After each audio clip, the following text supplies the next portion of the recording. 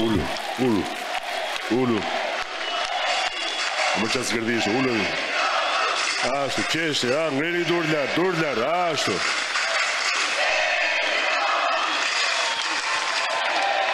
I dashur popull gri, të dashur trushplar, të dashur qyryk, e të dashur patronazhist e patronazhista. Kujtova se kësa radhe do bërin si moralist edhe nuk do i merë një legët, por fal politikave tona i kemi kthyer njerëzit aq hallegji sa që mirë që i morën lekët, po kishte edhe nga ata që na bën skonto. Nuk më zhgënjyet fare. Prandaj nuk i them më vetes lum ju që më keni mu e mirë unë që ju kam ju, po ju them lum unë që ju kam ju e mirë ju që më keni mu.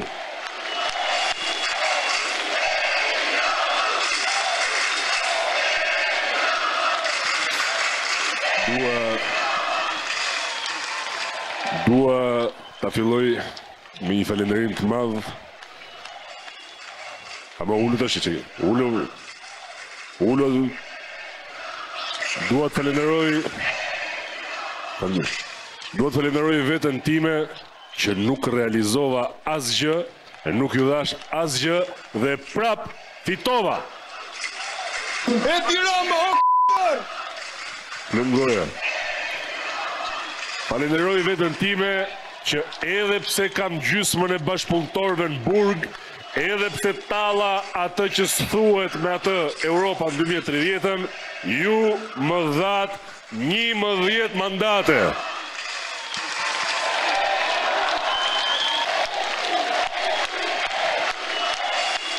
Falenderoj. O, ti quni, mu se puthat gocët. Ke gru. Falenderoj veten që ju binda juve të votoni që asgjë të mos ndryshojë. Dhe në fakt, asgjë s'do ndryshojë. As çmimet e larta të banesave, as çmimet e larta të sportës, së ushqimeve, as mungesa ilaçeve, as trafiku, as rrugët me pagesë, as miliardat e korrupsionit, as kullat përmi vendeve arkeologjike, as zaptimi Bregdetit, as shpika investitorëve strategjik, as skandalet korruptive dhe seksuale të varësve të mi, as zhdukja hapësirave gjelbra, as kolapsi fshatit, as gjë.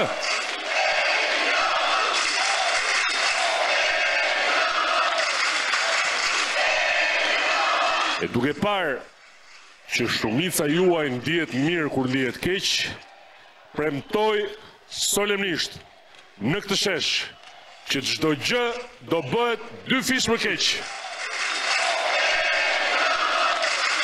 Dhe kur them 2 fish më keq, nuk kuptoj 5 fish më keq. E kuptoni? Do doja falenderoja në mënyrë të veçantë 4 zona.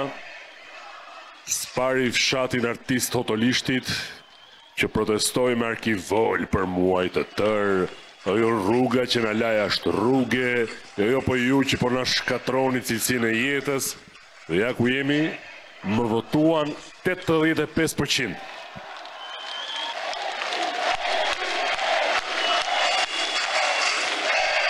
Pas kemi ardhe? Jeni aty Hotolishti. Respekte. Prandaj, si shpërblim, përveç se ju preva dalje në rrugë, do ju preze ujin, do ju preze dritat, do ju preze pyllin, do ju preze internetin, deri sa të votoni 100%.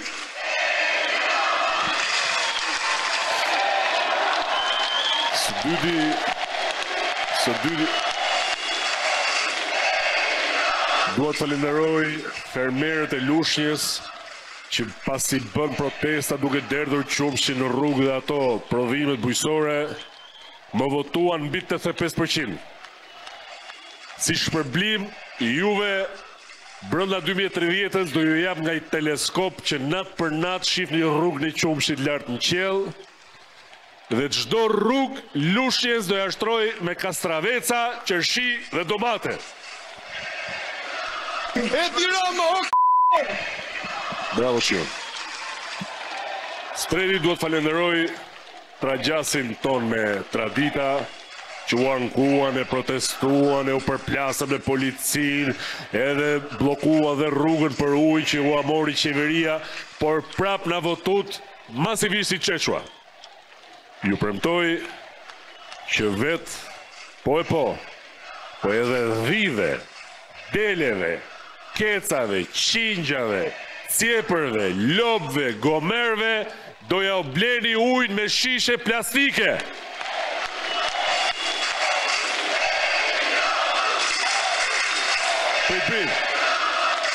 Për ata që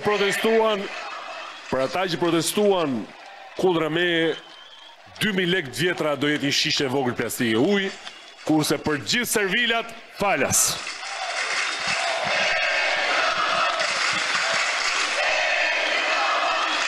Dhe sfundmi dua të falenderoj diasporën, e cila fillimi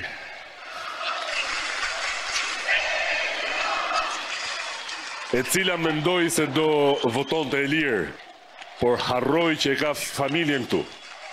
Dhe këte e hongrën gjithë pensionin si deri, duke të reguar se ata ne udhim se të familja këte, dhe keni votuar për Partinë Socialiste më shumë se që votojnë kinezët për Partinë Komuniste.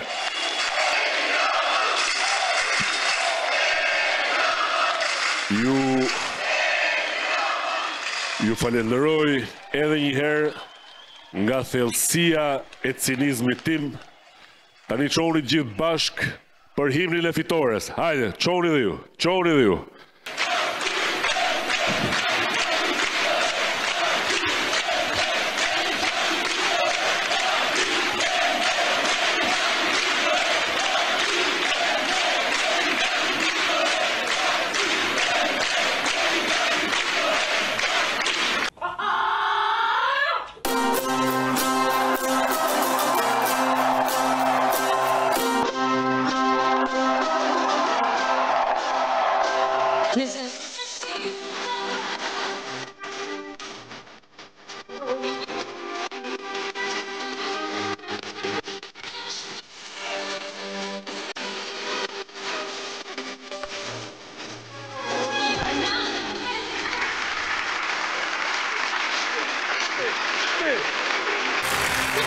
Edhe vazhdon pastaj.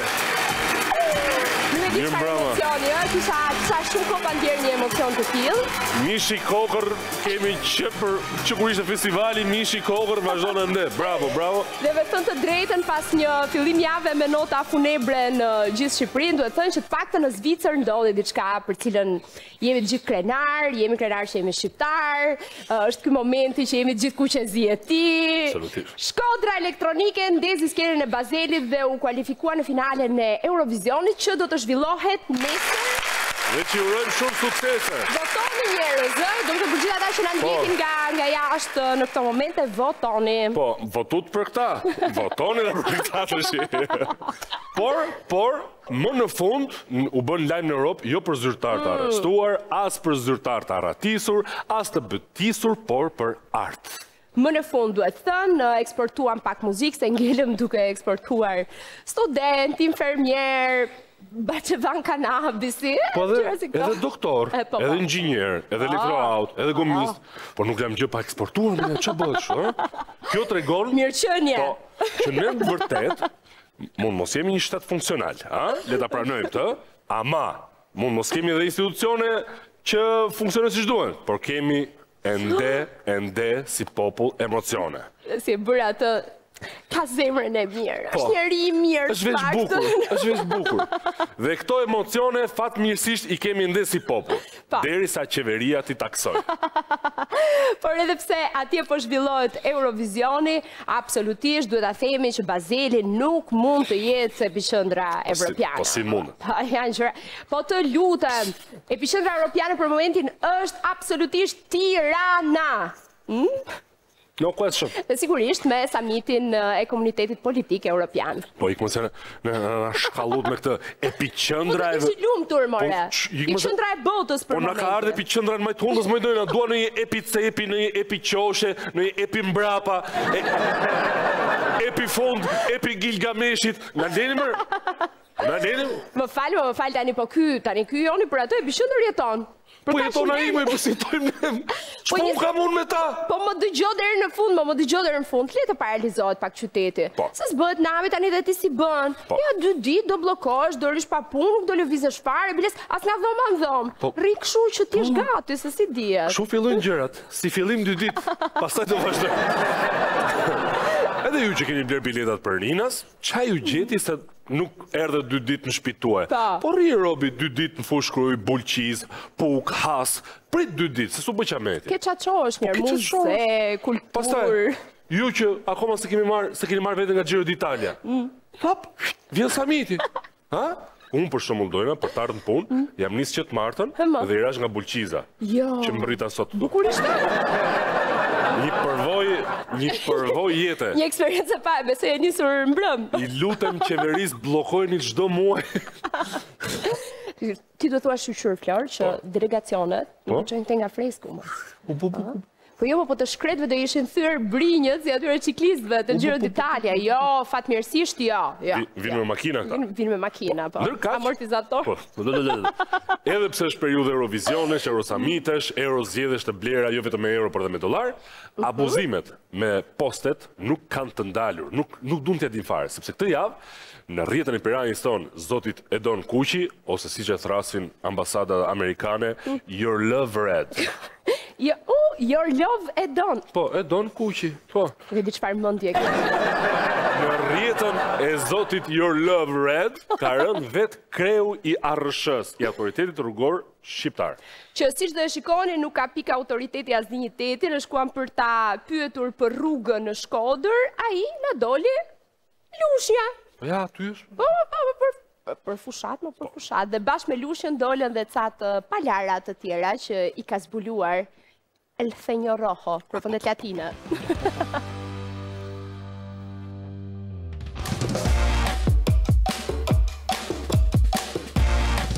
Një nga shqetësimet kryesore të sistemeve demokratike është integriteti i institucioneve publike, e në varësi të mënyrës se si punojnë këto agjenci, vendoset më pas fati menaxhimit të taksave të qytetarëve, niveli i korrupsionit dhe meritokracia e punojësve të administratës.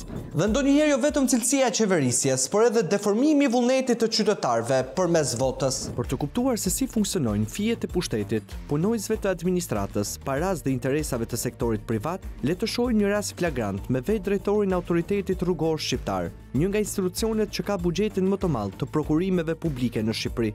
Gentian Gjyli ka mbajtur postin e nëndrejtorit të përgjithshëm të ARSH-s deri në mars të vitit 2024 dhe pas arrestimit të kreut të këtij institucioni, Evis Berberi për korrupsion dhe pastrim parash, ai merr postin e drejtorit të përgjithshëm të autoritetit rrugor shqiptar. Gjyli parakalon thuajse çdo ditë në krah të ministres që ka emëruar, duke inspektuar rrugë, kantiere dhe punë të përditshme që janë në përgjegjësi të këtij institucioni. Drejtori i shtetit është autostradë ka një gjerësi për 26 metra shkuar. Por kjo është vetëm fasada. Gentian Gjyli, si drejtuesi një institucioni, duhet të mirë menaxhojë taksat e qytetarëve shqiptar dhe të mbajë përgjegjësi për mbarvajtjen e punëve që ka në përgjegjësi. Por nuk është ky kriteri për të qenë punonjës e sidomos drejtuesi i administratës në Shqipëri sot. Përgjatë gjithë fushatës, drejtori Gjyli duket se është angazhuar fort me fushatën e Partisë Socialiste në zonën e Lushnjës, njësi e qarkut të Fierit, ku drejtuese politike është vetë ministrja Belinda Balluku. Sinjalistika, agenti dhe gjithçka tjetër e vendosur. Dhe kemi shkurtuar sa kemi shkurtuar. Dhe fakti që një drejtor i administratës merr rrogën nga taksat e qytetarëve dhe bën fushat për atë që e ka emëruar në këtë post është shkelja më e vogël. Sepse rastësia e sollit të zbulojmë një detaj skandaloz dhe me konflikt të hapur interesi. Ndërsa kolegja Matilda Prendi po përballej me zotin Gjyli për rrugën pa leje ndërtimi që po bëi në hyrje të Shkodrës, ky i fundit refuzoi të përgjigjej dhe u largua menjëherë drejt makinës, një Forestrat Toyota Land Cruiser me ngjyrë të zezë e vitit 2015 me targ AA 902 MA, e cila nuk është as e tij personale, as autoritetit të rrugëve dhe as e marrë me qera për fushat. Sepse kjo makinë është e regjistruar në pronësi të kompanisë Albavia, shoqëri në fushën e punimeve civile dhe infrastrukturore, e cila ka marrë miliona euro kontrata për punë publike, një pjesë të konsiderueshme nga vetë autoriteti rrugor shqiptar. Mjafton të shohim në ura dhe vepra arti të rrugëve në çdo cep të Shqipërisë, ku është i shkruar emri kësaj kompanie për të kuptuar peshën e madhe të saj në këtë sektor. Por pse duhej që drejtori i autoritetit të rrugëve të merrte në përdorim makinën e kësaj kompanie dhe të shkelte ligjin për financimin e partive politike, por dhe ligjin për konfliktin e interesit të zyrtarit publik? Kësaj pyetje mund t'i përgjigjet vetëm ai. Ndërsa ne mund t'i kujtojmë se ligji për financimin e partive politike sanksionon që burimet financiare dhe materialet të partive politike përbën nga kuotat e antarësisë, fondet publike dhe fondet jo publike, të cilat mund të jenë dhurime financiare, dhurime në natyrë, shërbime, sponsorizime apo garanci. Të gjitha këto financime duhet të regjistrohen në një regjistër të posaçëm dhe të deklarohen. Nga ana tjetër, ligji për parandalimin e konfliktit të interesit në nenin 3 të tij përcakton se konflikti i interesit është gjendja e konfliktit ndërmjet detyrës publike dhe interesave privat të një zyrtari, në të cilën ai ka interesa privat, të drejtë për drejtë ose të tërthort, që ndikojnë, mund të ndikojnë ose duket sikur ndikojnë në kryerjen në mënyrë të padrejtë të detyrave dhe përgjegjësive të tij publike. Pra, e sqaruar fare thjesht, një drejtor që ka në dorë të jap para publike në favor të individëve apo kompanive private, nuk mund të pranojë dhurata apo favore nga këta të fundit. Gjë që në fakt është një mekanizëm i përdorur rëndom, jo vetëm në rast fushate për të mbledhur vota, por edhe për të përdorur burime financiare nga subjekte të cilat përfitojnë tendera, të cilët i gjenden afër pushtetit në çdo nevojë që ai ka. Por të sqarojmë pak dhe të flasim për Toyota në përdorim të drejtorit Gjyli dhe çfarë lidhje interesash ka kompania Albavia me të.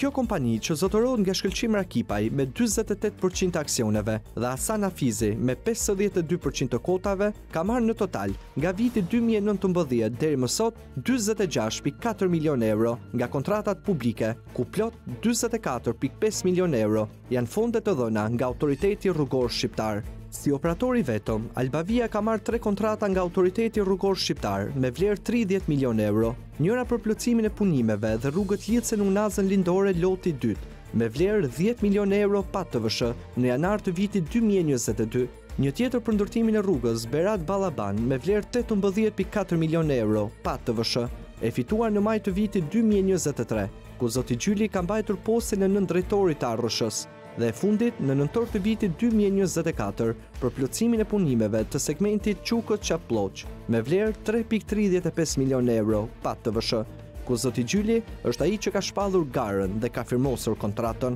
Nuk mund të themi nëse këto kontrata janë dhënë me garë korrekte apo jo, as që janë dhënë në këmbim të lënies së një Forristrade në përdorim për fushat. Ne sollëm një fakt dhe nuk mund të themi asgjë derisa vetë drejtori të përgjigjet për këtë skandal, i cili realisht ka nevojë për një sqarim.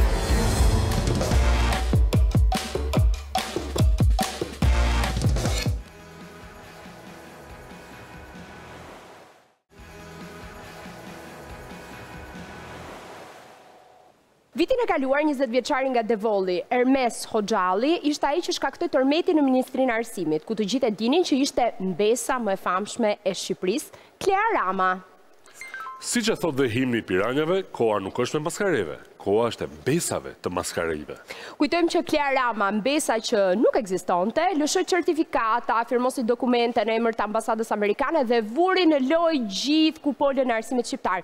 Dhe gjitha këto imagjinoni pak, vetëm me WhatsApp, pa u shfaqur asnjëherë me fytyrë. Piranja Matilda Prendi ka përgatitur një profil të detajuar të djalit prapa uraganit Klea Rama. E ndjekim.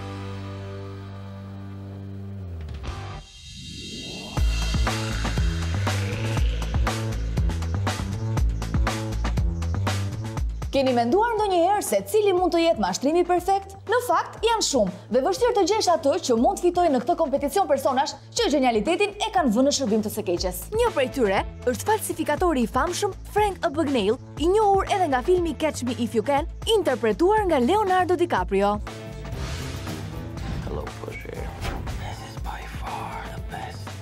Gjithashtu Victor Lustig, një mashtrues çek, i cili duke u hequr si punonjës i administratës franceze, shiti kullën e Eiffel për hekur, por nuk mbeten prapa as Simon Lewy, i cili shtyrej si një miliarder i famshëm dhe më pas qoshte vajzat në internet duke i zhvatur miliona dollar. Apo së fundmi mashtruesja ruse Anna Sorokin, e cila bënte një jetë luksi në hotele dhe jate, duke u hequr si vajza e një oligarku.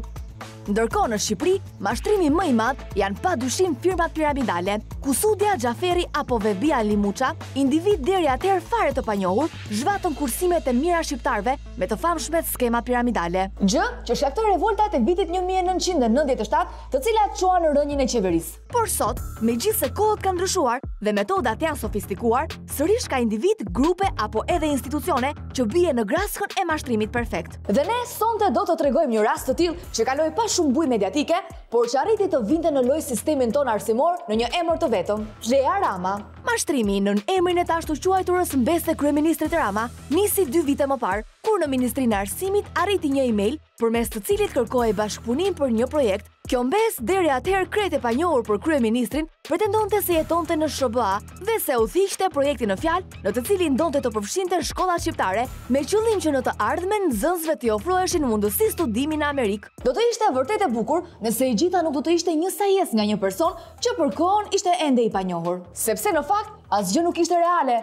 Projekti jo, por as mbesa e zotit Rama, që në fakt ishte modelja Gracie Abrams. Por pavarësisht kësaj, e veshur me petkun e mbesës së njeriut më të pushtetshëm të Shqipërisë, Klea Ramës ju hapën të gjitha dyert. U deshën vetëm 3 ditë pas emailit që në mungesë të plotë të hallkave të verifikimit, projekti të miratohej dhe t'i delegohej për zbatim drejtorisë së përgjithshme të arsimit. Personi direkt përgjegjës për kalimin pas një kontroll të projektit ishte zëvendës ministri i Arsimit Nina Guga. Menjëherë pas kësaj, projekti u shpërnda në zyrat vendore arsimore, duke përfshirë një numër të madh shkollash të mesme nga veriu në jug të Shqipërisë, me qëllimin e vetëm bashkëpunimin me Amerikën. E ç'të shije pas kësaj? Nxënës që studionin fort për projektin, duke u ndërruar për studimet për te oqeanit, mësues që punonin jashtë orarit për koordinimin, drejtorët e zëvendës ministre që dilnin publikisht duke përshëndetur Klea Ramën, të cilës nuk i njihnin as zërin dhe as fytyrën. Gjithçka mjaftohej vetëm me ca mesazhe në email dhe WhatsApp me mbesën e kryeministrit, e cila doli zbuluar vetëm pas një viti. Kuptohet, pasi ishte përshëndetur dhe falendëruar nga nxënësit që nga Peshkopia, Tirana, Korça e Vlora. Përshëndetje të dashur nxënës, e dashur Klea. Dua të uroj të gjithëve, në veçanti ty Klea e dashur. Por kush shihej në realitet pas këtij mashtrimi perfekt që në emrin Klea Rama arriti të hapte çdo derë në zyrat e shtetit? Bëhet fjalë për një 20 vjeçar nga fshati Çipani Devollit, i quajtur Ermes Hoxhalli, student në Akademinë e Arteve, i cili sot është pas hekurave për veprën penale, mashtrim kompjuterik dhe falsifikim të dokumentave, nga i cili nuk ka përfituar asnjë kokër leku. Por pse e bëri ai gjithë këtë gjë? Është hobi i tij, kaq. Të luaj. Është të luaj. Ai do të di që nga një fshat i thellë i Korçës, luan me ministre, luan me drejtor edhe shikon shkallën e nivelit, ku është ky me shkallën e nivelit ignorant që është poshtë në bazë. Pa u takuar. Domethënë imagjinoni që të biesh pro e një mashtrimi kompjuterik pa e njohur. Një gjeni i mashtrimit? Këtë po ja lëm në dorë imagjinatës së secilit. Ajo që di me siguri është se këtu nuk kemi të bëjmë me një person të zakonshëm. Prandaj, vendosim që historinë e Ermesit ta nisim që nga Gjeneza, atje në Çipan, ku rrugët dhe shtëpit i gjetëm të mbuluara nga bora. Rrugës për në fshat hasemi me një zotrin, banor të kësaj zone, i cili bëhet bashkëpunëtari ynë për pak kohë. Po ishte fëmijë që nuk ka bërzarane të fshat. Edhe si familje, është familje nga më të mirë. Me çfarë merret familja ti? Po api sa dhënë ka vetë. Ku ka flert të mojtë. Është gjunoj djalë që gjunoj. Po ti pse e bëri ja merrte mendja dikujt për fshat të vëndë e gjithë ato. Të tërkshalti si ka mundësi. Po një djalë që pësoset. Jo kjo poshtë e parë këtu e dyta do që krysh. Si kalove? Po që këshpjeri. Po vërti se ndohë natë të qosh djali një shumë të kjeri. Djalët atillë çiste dëshikon, unë ta them drejt, familja është e mirë. Ajo zdilte pe parku të derës. Kush e mori biçaf djalë nuk ndreq. Djalët atillë nuk ku kishte. Identiketi i ndërtuar nga banorët na tregon për një të ri model, i cili nuk ka krijuar asnjë shqetësim, si për familjen ashtu edhe për fëmijët. Ti si dëgjosh në zeri? As problema si duanit, as i rakis, as gjej. Doktor Devolli kur dëgjovi jo ne që kishim tonë. Sonti brenda rinta, usdilta. Dalë të thëmë para zotë e gjuna djalka. Si këta familja me dhejt, me shqera, me baktia, haurka tje e kanë. Një ma bitur kur e dëgjova atë ditë kam qarë me quptje. E që kam qarë për atë djalkë, se ishtë djalkë i urtë, djalkë i punëtor. Ku a së priste të rezi djalka. Kush e mori biqafe, e mori të shit. Aja, pe pragu të derës atje djalka. Unë kam respektin më të matë mojë tërpë shlagja këtu. Goja, kjo është shtëpia, tu e kini. Faleminderit. Sa po arrim të shtëpia e Ermesit, në derë na shfaqet gjyshja e tij, e cila duket mjaft e mërzitur për atë që i ka ndodhur. Si je nëna? Mirë, nga si dukesh? Unë jam nga emisioni Piranjat. Ermesën se arri njeri, se mua më mbushe gjani, se ka 6 muaj që se kam barë djallën në 4 muret atje. Ka ikur djalli me 23 korik, po bën 6 muaj atje. Qarë bën ky popull, qash qetë? I lutemi të masjeni djallën në shtëpi, son të roj, nëse të vdesë edhe. Të gëzojmë një natë që hardi djalli në shtëpi e t'ik fare. Thirrjet e dëshpëruara të kësaj gjyshe janë të kuptueshme, teksa imagjinon izolimin disa mujor të nipit të saj. Por pas pak momentesh, ajo qetësohet dhe nafton brenda, ku na bashkohet edhe xhaxha i Ermesit. Hajde dhe zjarri. Uluni dhe zjarri. Emrin djalit kush e ka vënë se ka emër shumë veçantë? U lindja u me embrin edhe. Ka motra vlezër Ermesi? 2 vlezër janë këta. Unë si Flori e kishon. Binte pe shkollë, rinte këtuja. Bente detyre, shkronte, bente, me libra rinte. Ja ku i ka atje. Ja kam kartosur atje, që shtati ka. Ndimonte në punët? Ndimonte me. Po dendje që lisë, minisiste, me rabët, me tatën, me temën. Përveç të tjerash, Ermesi identifikohet edhe si një djalë punëtor i fshatit. Ka pas shumë shok në lagje? Po nuk ka patur Alkohol? A ju do një amiti po të pinte. Si është rritur Ermesi? Është rritur me mundësit mira ekonomika apo me hallet? Po të keq edhe si do rritesh, me zor do rritesh. A i 9 vjeçaren e bëri këtu në Qipan? Qipan edhe. Pastaj iku? Bilishte, 3 vjet. Një vit bëri shkolla. Te kishte vit me dytë, Tiranë, që e fut në brenda. Për çfarë është? Faktor. E kishit të vështirë t'ja paguanit shkollën? Ja me, nusja shkonte të punave. Ne punonje me djalën këtu e me të voglin punonin që ta nxjerrën me shkollë, thoshim. Qahi Ermesi për gjendjen ekonomike për pamundësinë? Po dhe më koshën. Çfarë thonte për shembull? Këti jemi ne. Me 127 timanun të mensionet ku arrin ato? Jakim ka bërë sakrifita që e ka mbajtur. Një familje e ngritur me punë të ndershme, ku me shumë mund janë përpjekur të shkollojnë fëmijët, por një ditë në Zet Korriku gjithçka u kthehet përmbys. Kur e policia nuk e dimin këtë çështje neve. Ne po mirëmin ajo ardhi sikur në ra bomba atje. Ermesi ishte në shtëpi. Kur erdhi atje, pse si u bëmë me çu, pse si u bëmë, nuk e di unë sikur më ra ajo çatia bikop. E marr këtë ikën. Çfarë than policia? Do ta marrën sa do të hedhin një shkresë sa hysa, edhe do ta dërgojmë Ermes në shtëpi tha. Që atë ditë mbajtën në burg. Pastaj lajmëruan djalën. Ristjet, xhaketat se do ikim Tiranë. Nga ajo ditë vere e vitit që shkoi, Ermesi vazhdon të qëndrojë në qeli në burgun 302. Unë kam vajtur 2 herë në burg. Keni koskën mos të shpën të burg. Mos ajura ati me çut. Tha nipi mos hajde tha. Ai zuri ti qajë. Ku kam futur obirin e nësë, më 4 mure dhe 4 rekurat kam futur. E më mirë mos kisha vajtur se. E di si e fëfërogoj unë?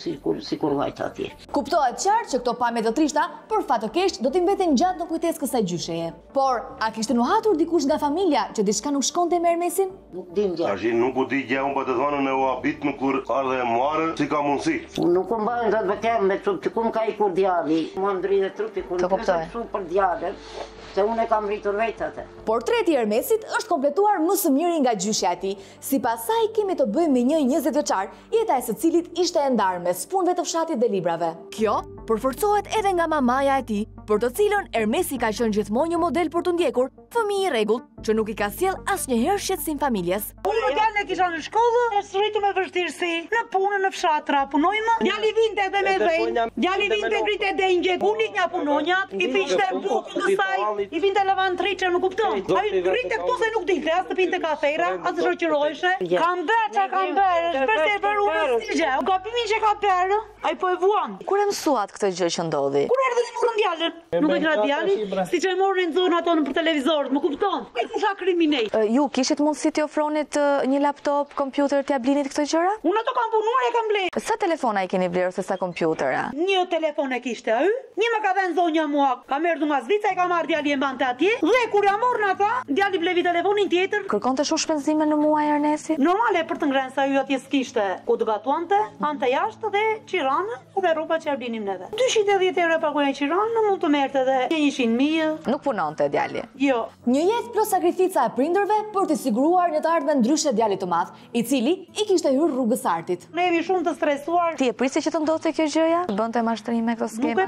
Nuk e prisja. Si do prisja unë? Nuk të tregonte për çfarë kishte ndryshuar në jetën e tij ose nëse bashkëpunonte me dikë? Jo.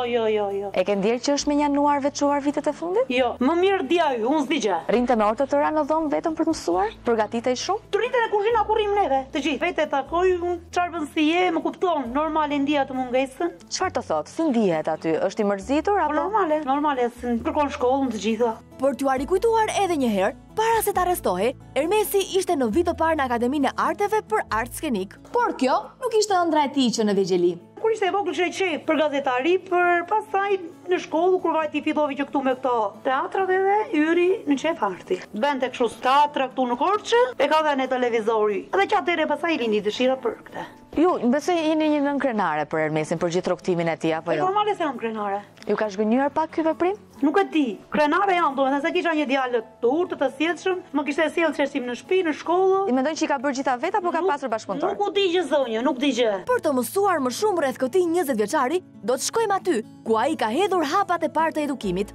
Kjo është shkolla 9 vjeçare e fshatit, ku Ermesi ka kryer 9 vite studime, duke të qartë që investimet mungojnë prej vitesh në këto godin, ku bëjnë mësim jo më shumë se 3 klasa. Kam arritur klasë 6 Ermesi. Mësonte kishte prerje? Letërsi kishte, oratori, ku ka qenë 9 vjeçar, ka qenë i rregullt. Ishte nxënës i mirë, pashën shoqërore, kishte dëshirë të interpretonte, shkruante ese, pra kishte këtë prirje në letërsi. Pastaj në klasë 8 filloi të shfaqte dëshirën për gazetar, për të bërë gazetar. Filloi në një televizion duke në Pogradec. Çfarë ka bërë aty? Binte disa shkrime. Arte pastaj aty shkoi në disa kështu interpretime me gjimnazin, teatrin e Korçës, kështu u aktivizua në. Si u ndjet kur e mësua të gjithë këtë gjë që ndodhi? E prisnit? Nuk e prisja, nuk çuditëm. Më thonë kishim dëgjuar që ishte për pak i mbyllur, rinte në kompjuter, nuk kishte marrëdhënie me shokët kështu. Kur filloi të ndryshonte domethënë? Gjimnaz nga nxënësit e tjerë që vinin këtu. Vëri vetëm në kompjuter, në telefon. Ju si e morët vesh rastin? Në rrjetet sociale. Jam çuditur kur dëgjova që Ermesi si mund bëjë një gjë kaq të madhe. Te cila klasë ka bërë Ermesi me këto mësim? Mund të vazhdojmë? Tash unë pak jam shumë kurioz. Si jeni? Kërkoj shumë ndjes për shqetësimin. Kjo është klasa ku kishte bërë mësim. Po, ku ulej apo nuk e mban mend? Te bange e tretë, jam aty të ishim. Nga një klasë me 5 veta, kushte minimale dhe ngroje me stop druri, Ermesi do të shkonte në Devoll për të kryer shkollën e mesme në gjimnazin Fuad Babani, aty ku edhe nisi të aktivizohet për herë të parë me trupa teatrore. Që në momentin që ne po flasëm, unë po e vera edhe zari po më dritet. Ndjesh bosh, nuk e di një gjë që është vjen si kështu. Ka që natyrë kështu që i pëlqenin këto pjesa e teatrit, e letërsisë. Përpiqje në shkollë më të tretim. Dhe jo për aq rastësi, kjo shkollë u përfshi në projektin e iniciuar nga shqiptaro amerikanja imagjinare Clea Rama, alias Ermes Hoxhalli. Për mua është çudi që ka qenë këtu pas kësaj pune. Do desha që të bëj aktor siç e kisha të dëshirën, të bëj i squar për punë të mira. Megjithatë thashë unë edhe sot nuk ndjehem mirë për këtë. Nuk e zgjuam kur fitova Akademinë e Arteve, që janë një nxënës jonë, se unë rrallë gjen nga zona jonë që të fitojnë degë të këtyre. Por Ermesi ja doli, ëndra e tij për të bërë aktor do të zhvillohej në Akademinë e Arteve. Si kalove? Si, po. Oh, ti je shoku i Ermesit? Po, kemi qenë shoku. E ke pritur që ta bënte shoku atë këtë gjë? Po, se besoj që e ka bëj, sot Ermesi këtë po. Po pse mendon ashtu? Që shumë i drejt për drejt me gjithë, dhe atë që kishte që mendon të e thotë drejt që gabim apo i drejt. Inteligent, që ishte goxha i informuar, ishte i angazhuar, për të opinionin e vet për sakrifisë e ideve dhe barinave që kishte. Ka hedhur një foto me ty dhe një tjetër dhe thotë të treshen do ta mbani më gjatë. Çfarë do të thonte aty? Po, me që po studiojmë për aktrim, kemi qëllime të larta, shtojmë aktorë të mirë, të mëdhenj. E ka pasur këtë ndërë? Që Ermisi ka qenë lezuar të gjitha që një kom flasë, për çështje intelektuale, për çështje leximi, autorësh, librash, ai ka qenë i parë. Hante kokë me protagon. Po ka pasur marrëdhënie shumë të mirë me të. Gazmor, ka qenë tip karakter, domethënë. Në gjithë kemi mërzitur, do ai të ne gjithë të marrin si pas. Me është personalisht, është psikolog i klasë. I urtë atër kur duaj, si më tonë të shumë. Ka qenë një nga nxënësit më të mirë të vitit dytë. Ka pasur pothuajse gjitha nota 10. Konte në shfaqje këtu, angazhohej? Po, edhe në provim ka shkëlqyer. I shkëlqyer si person dhe i talentuar si aktor. Të gjithë studentët në 1Z e konsiderojnë Ermesin si një shembull për të ndjekur. Deri kur? Unë isha për e parë, ma kanë qo klasës, grupi, edhe jemi të rëndit gjitha. Të mungon? Që është ja mungon sa du të se ka qenë shumë tip, ta telefon dhe shikon dhe video në Ermes. E prisje që ta bëm të Ermesi këtë gjë? Se priste asnjë, po. Por te zhgënjimit për çfarë ka ndodhur, miqtë e tij më të ngushtë kanë dyshime se diçka e ka detyruar të riun ty kësaj aventure. Pa sa e kam ndër Ermesin, jam shumë i bindur që se ka për Ermesin. Ta vërse se çfarë. Ore ndoshta da asnjëherë nuk i dihet se është nuk duket si ti që mund të bëj diçka të tillë, kaq. Me ata njoh. S'keni dyshuar se rritet që të telefon, kompjuter? Jo. Për mendimin tim, mund të jetë bërë diçka e tipit që ti bëje këtë për mua, unë do të ndihmoj të bëj që ke. Nga dikush mund të ketë pas më shumë gjë në të. Mendoni se nga ministria, nga shkollat? Ja kam ide, mos flas kot. Por ndoshta ky nuk ka qenë i vetëdijshëm që kjo që ka bërë, ka qenë në vepër penale e tjerë. Kam përshtypjen Ermesi ka qenë pak naiv në disa momente. Por jo më naiv se koka e sistemit arsimor, Ministria e Arsimit, e cila e ndërmori gjithë këtë aksion vetëm sepse po e kërkonte mbesa e kryeministrit. Zonja Guga, përshëndetje si jeni. Unë jam Matilda Prendi, gazetare nga emisioni Piranjat. Kam ardhur të pyes në lidhje me projektin Let's Talk About US nga Klea Rama që rezultoi mashtrim.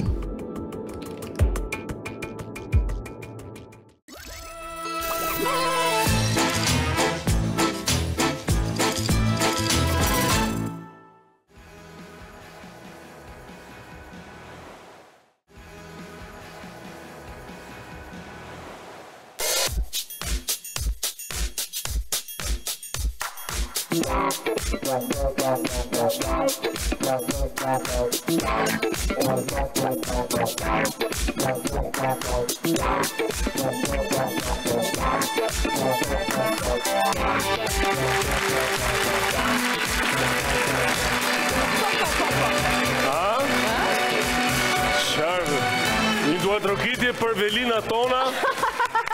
Zini vëndë ju lutëm. Bravo! Shumë bukur jeni veshur sot, të dyja. Ajde i dojnë. Që po flasim ka shumë për tendera. Për tendera. Po, për shkelje abuzive, për shkelje pabarazi, në tender, të jemëra. Sa që më duke se kemi smundje kombëtare më i dojnë. Po pse ma? Shkon në spital i thua, a ka një tenderolog? Mjek? Ti thua është bërë kështu si gripi, si epidemi. Po, më thot një komshejme, pruhet im shoqna, se s'ka tender, nuk po me, nuk është mirë. Po s'ka tenderolog spital, si t'ja bëjë. Pyetja ime është nesis në rande i tender, më gjithë kjo epidemi, më. Po gjitha jo vull që në ka ngellë tuk e krau, shiti qalloj vaksine ka qenë.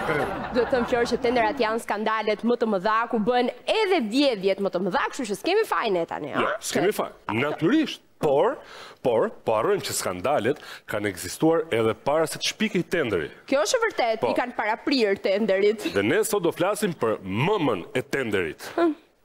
Tendën. Tenda? Tenda. Tenda, ajo që të mbron nga dielli, nga shiu, që t'i jep një puthje romantike në tend, ajo? Vjen dikush të jep një zarf romantik në tend. Dhe në Elbasan është gjetur një tend që ka përfshirë në veprime të palishme një deputet listës mbyllur dhe një deputet listës hapur. Jo, nuk e besoj këto. Po? Të partisë? Të partisë të tenderave. Piranja jonë frejar, dërista shkojnë në Elbasan për të jetuar i tend që blokonte rrugën i me qytetarve.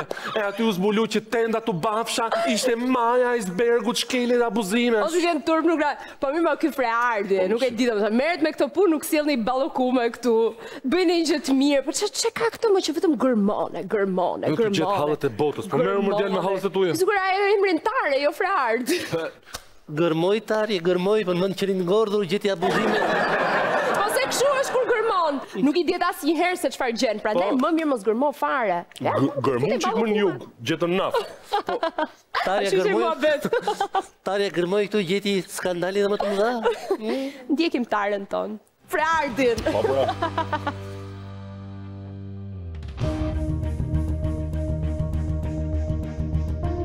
Kjo është hyrja e spitalit rajonal të Elbasanit, aty ku fare pranë rrethimit ka banesa dhe biznese të ndërtuara rreth 30 vite më parë, mes tyre edhe objekte tek këtij zotrie. Në krahun tjetër kam dhënë si shërbimi lokal. E shohim? Po.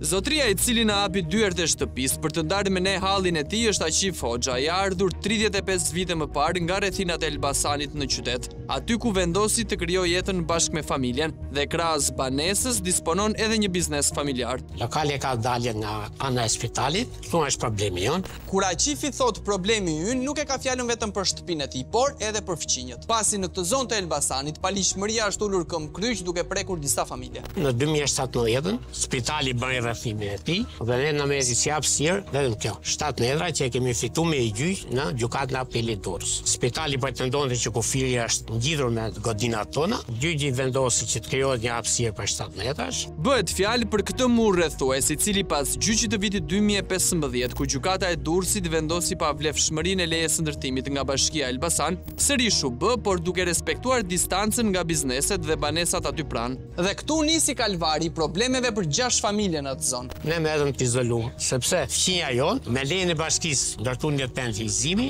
Bëhet fjalë për këtë njësi shërbimi bar kafe në pronësi të zotit Anestitore. Në gjithë këtë hapësirë të madhe që zotria disponon, problemi dhe paligjshmëria qëndron tek kjo pjesë këtu, e ideuar fillimisht si një tent hizimi, por që më pas do të kthehej pak nga pak në një ndërtim me leje legalizimi dhe brenda mundësive, pse jo, edhe me hipotek. Por përpara se t'ju shpjegojmë shkeljet flagrante të institucioneve kompetente për këtë pjesë lokali që u ka bllokuar rrugën 6 familjeve, një prej tyre përpari Maçkës, do t'ju tregojmë se si në 2017 Aluizni dhe IMT-ja e Elbasanit i prishi këtij të fundit objektin me justifikimin e ndërtimit të murit të spitalit në kundërshtim të plot me ligjin. Jam pronari i kësaj pronës këtu. Apo në proces legalizimi që në 2006. Nuk ma aprovon. Në 2017 erdhën pa pritur fare, më datë 28 prill kam prish biznes.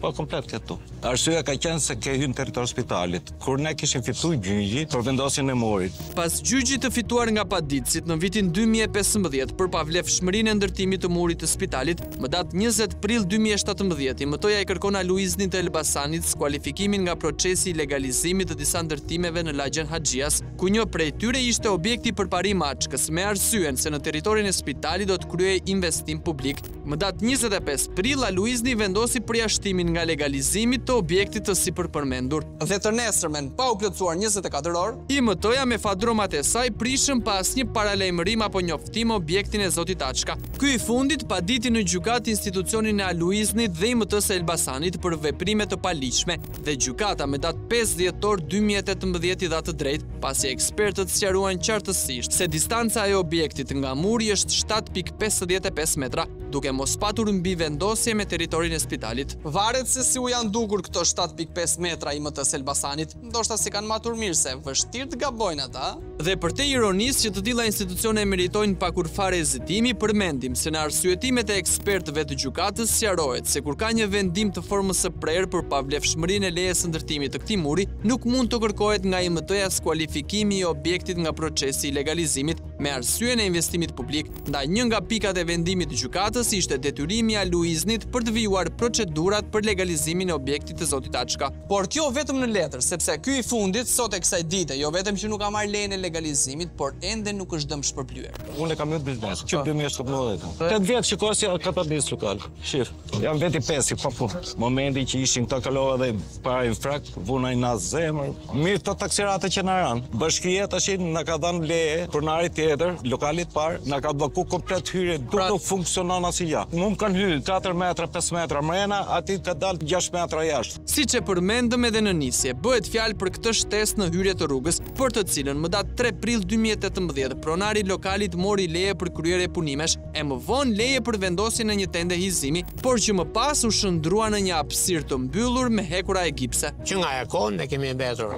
të izoluar, shërbimet automobilistike jashtë çdo funksioni, nuk shërben ambulanca, nuk shërben servisia, furnizimet për lokalit nuk funksionojnë, sepse nuk mund të hyjnë autofletat mund të hyjnë. Nga tesa apo në po i marrën në krah. Ka marrë 2 herë leje për riparim lokali edhe vendosjen e panelave. Materialet kemi marrë në krah nga rruga. Asnjë lloj furnizimi nuk bëjnë dot. Nuk din a kemi lokal. Sa do ku pamje, nuk hyn as zerfiksja, as ambulanca. Vend shkoj ka hyrë na vin kënë në shtëpisë tonë. Këtë puni bën bashkia. Jam pronari këtu në 2 ambienteve. Jemi me leje legalizimi, me hipotekë. Vjen një moment, zotnia tu na bllokoi rrugën, na ka prish punë, edhe fush pamjen, edhe hyrja është e vështirë, dyqanet nuk duken, edhe u blloku nga 3 vjet i i kam shumë qira. Qira gjindje janë duar për mungesë. Ja, po patjetër, nuk ka fush pamje, i më ishin ca afera tu me zi, prej me lut, e plot fuqish, merr policia. Dhe çfarë u zgjidh? Asgjë. Pas lejes për tendizimi, më datë 13 shkurt 2019, pronari lokalit lidhi kontrat me Bashkinë e Elbasanit për përdorimin e hapësirës publike kundrejt pagesës, por në dokumentin zyrtar të bashkisë nuk është vendosur adresa e saktë, si përfaqja e hapësirës së zëna, apo shuma që duhet paguaj në bazë të metrave katror të zëna.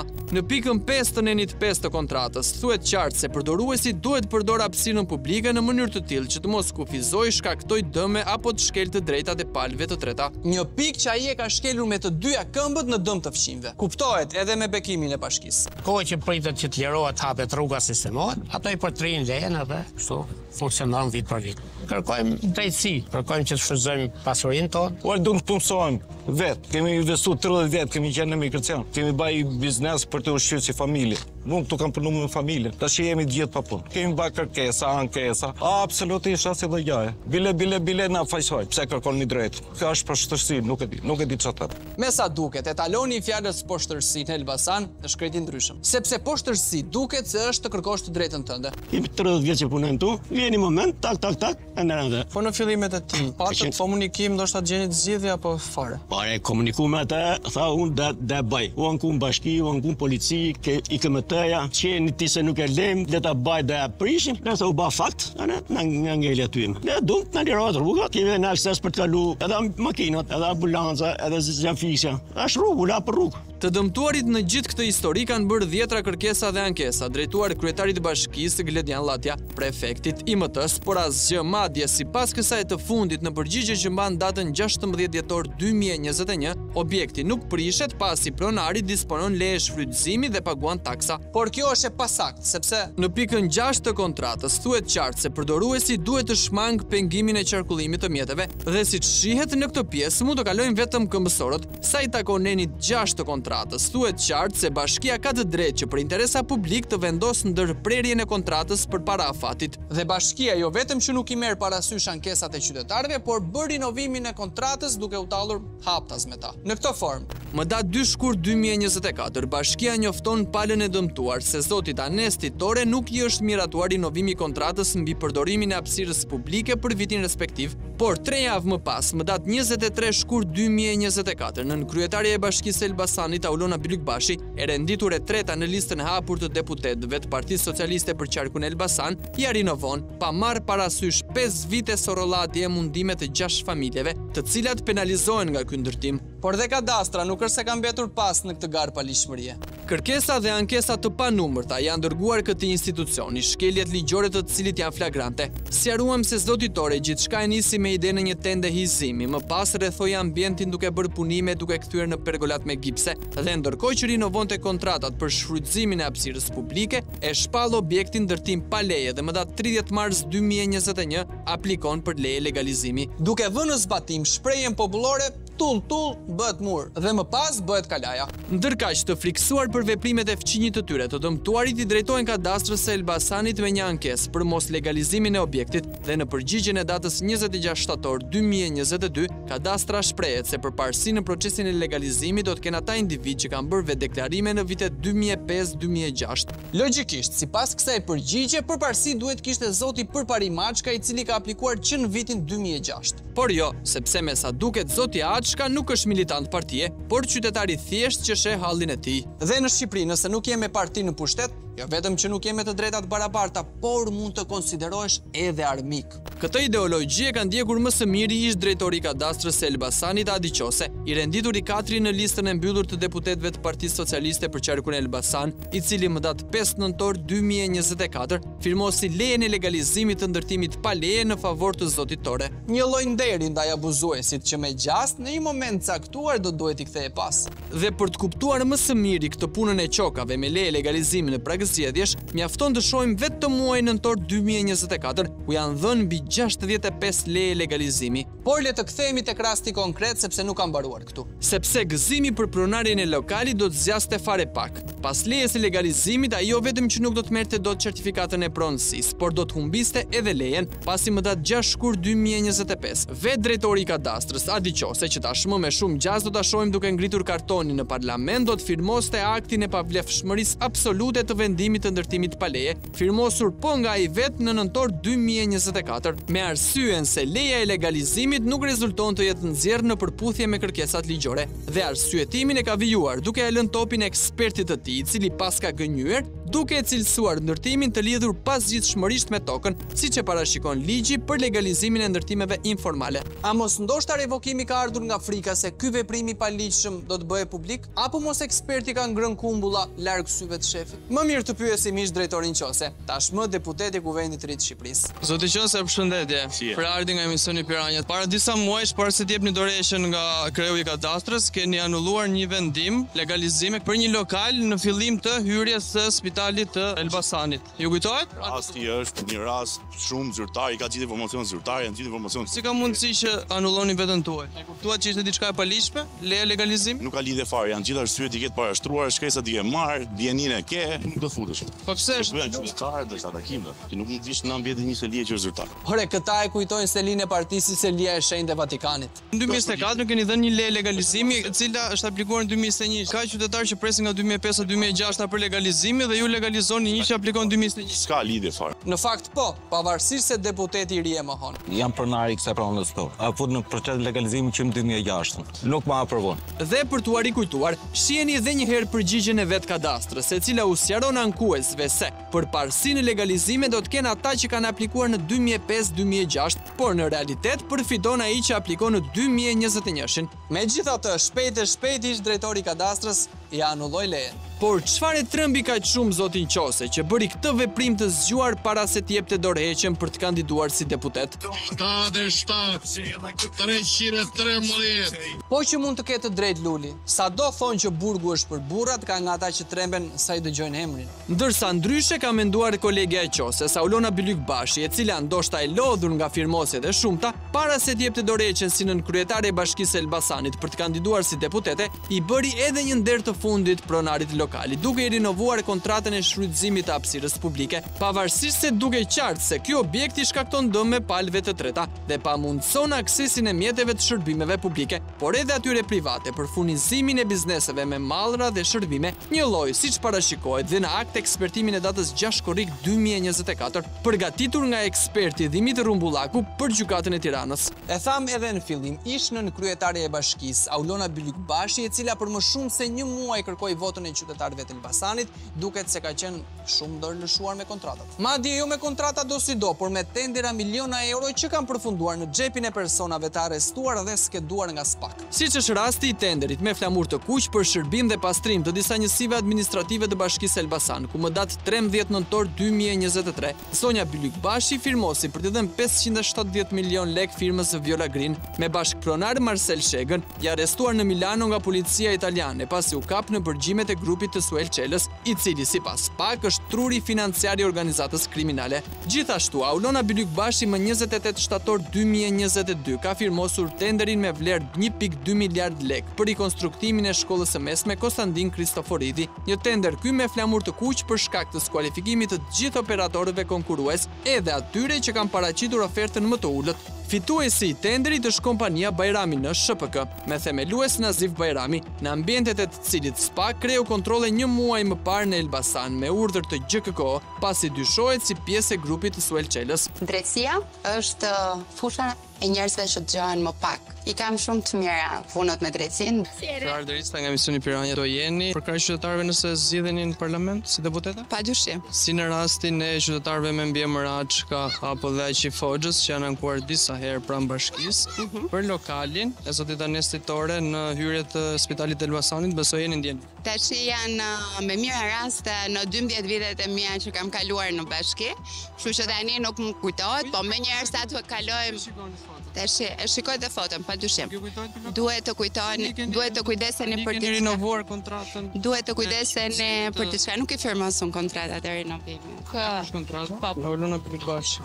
E kuptoj, pra po është kontrata e vitit 2024. Jo tani, jemi në 2025 apo? A keni firmosur ju? Jemi në 2025. Se çfarë nuk kupton me këtë, vetëm zonja Bylykbashi mund ta sqaroj. Një nga pikat. Doni të shpjegoj? E nenit 5 thotë që përdoruesi duhet ta përdor hapësirën publike në mënyrë të tillë që të mos kufizosh dëme. E di për më.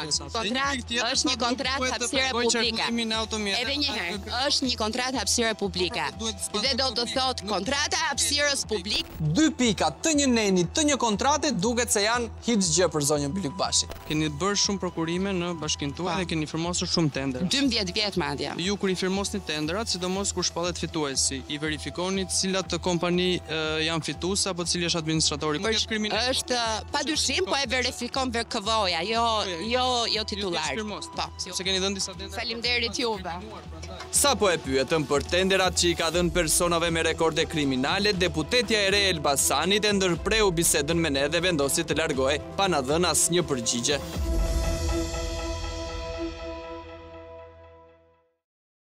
Pra, u njohët me ajkën e Elbasanit. Ose si që thuhet ndryshe, crème de la crème Elbasanli. Sa bukur e flet Elbasanli që lali. Më shkon. A imagjinoni do të si do jetë ky parlament i ri, Si do jetë, fantastik. Nuk. Mishi kokër, E lëm për ta parë. E lëm. Ndrojmë temë. Iku. Kapitull tjetër. Kur të them ty Gjermani, çfarë të vjen në mend? Trena që vinë orar? Normal. Nësë për trena fare tani që... Pikërisht, as më tepër trena në orar se janë trena gjerman, jo trena bulgar. Po, zgjedhje të lira të ndershme? Birë lirë dhe ndershme. Edhe në fakt shumë gjëra të tjera të mira dhe të ndershme. Sa e dashur që është. Mirë mëngjes themi ne. Si thon francezët? Bonjour. Ka lezet gjermanisja.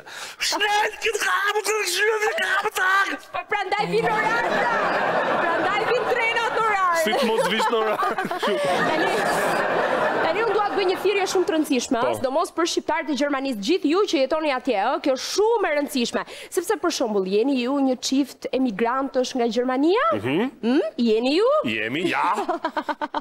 Doni të investoni para në atë dhe? Ja. Ja këto e gjëra që nuk duhet të bëni, pra. Jo, këto gjëra që do themi tani, jo. Vas. Niqt. Vas. Apo s'kuhet niqt. Shpar, vas. Fol çfarë? Kryesorja është rregulli numër 1, mos ja lini tuajve në dorë, ose mos ja lër tuve në dorë. Shkurt muhabet. M'fal, të mive? Po të tuve? M'fal tani, as të mive, po sidomos tuve. Pse çfarë kanë ta të mitë që s'pas kanë tut? Unë nuk e di se çfarë kanë atë tut, po unë di që çifti emigrantëve që do ndjekim tani, njerëzve të tyre u lan këtë investimi në dorë dhe... E pra, e shikon? Të tyre, jo të mive. Ashtu, sqarojmë. Si do qoftë, ndjekim piranjën e tyre, më fal.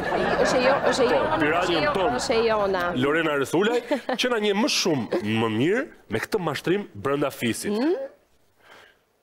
Ich habe für den Rückschausch, ich bin investieren, ja, schnell.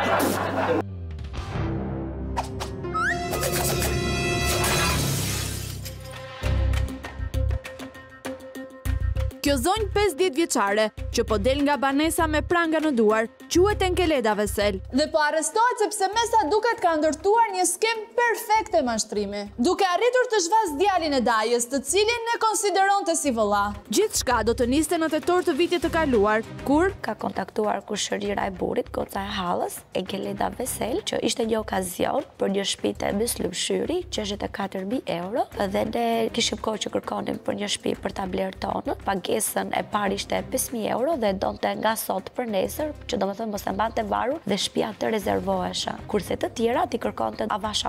Një shtëpi në zonën më të lakmuar të Tiranës, me një çmim kaq modest, mund të konsiderohet një okazion që të vjen një herë në jetë. Në fakt, ky ishte karremi i parë, me të cilin Enkeleda joshi kushëririn dhe gruan e tij. Përveç kësaj, 50 vjeçaria përfitoi edhe nga fakti që çifti prej 12 vjetësh jeton në Gjermani dhe nuk e kishte iden se çfarë ndodhte me çmimet e apartamenteve në Tiranë. Kështu, ajo nisi të insistonte që kushëriri të dërgonte sa më parë parat, në mënyrë që të siguronte shtëpinë, e cila sipas saj ishte e kompletuar me të gjitha kushtet. Kuzhina, salloni, drejtarja, Myslimshyri.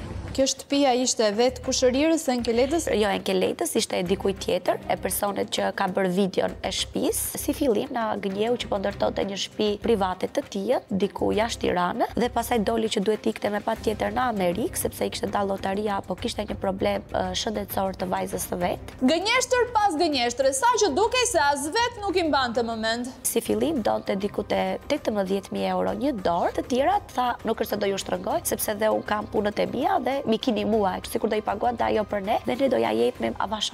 Shkruante në mesazhet që na i dërgoi 5.000 euro sa ta rezervoj se mos ta iki dhe po e mbaj tjetrin varur, se duheshim marr hipoteka, duheshim bër gjërat me noter, dilte çeftikata. Deri këtu, Marioli dhe Angela nuk kishin asnjë dyshim se kishin të bënin me një mashtrim të pastër. Përkundrazi, ishin të lumtur se po arrinin të blinin një shtëpi në mes të kryeqytetit, ashtu siç kishin ëndërruar prej kohësh. Madje me një çmim tepër favorizues. Po kur ble një shtëpi në Myslimshyri, një zonë e Tiranës e njohur për butik dhe shopping, pse të mos kesh edhe një dyqan për shembull?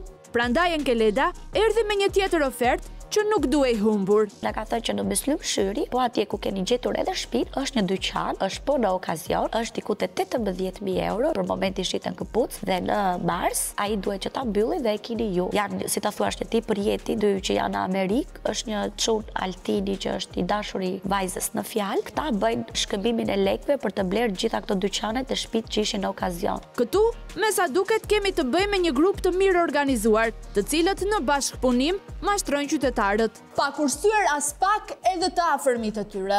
Enkeleda kërkoi 5.000 euro për rezervim, që të mos e humbisti që ta merrte dikush tjetër. Ja kemi dërguar dhe i ka thënë që shiko se 13.000 të tjerat mua po mi dërgon dikush tjetër, si të thuash, na i dha hua borx për të bërë 18.000 të dyqanit. Nuk kaluan as 2 ditë dhe filloi presioni që shiko se unë $13.000 e mia ja u dash ju për dyqanin tuaj, dhe ja kemi bërë këtë $13.000 që ajo pretendonte që ne na kishte dhënë borx.